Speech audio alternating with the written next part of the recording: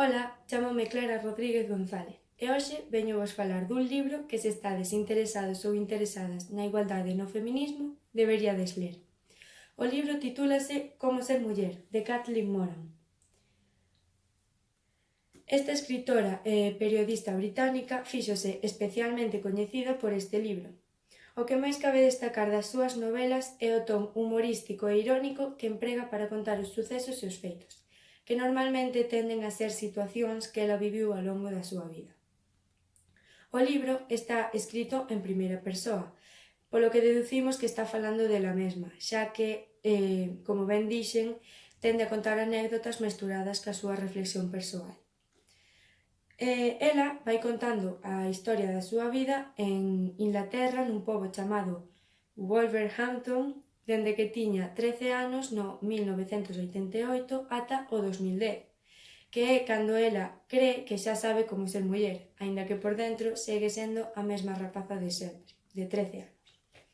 Os capítulos van dividindo a súa vida en etapas, por iso teñen títulos como Teño a regra, Volvome peluda, Son feminista, Caso, Por que deberías ter fillos, Por que non deberías ter fillos, O aborto...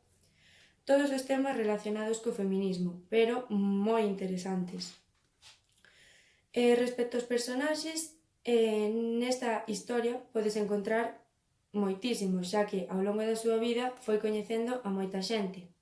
Podemos destacar a familia ou o namorado, entre outros.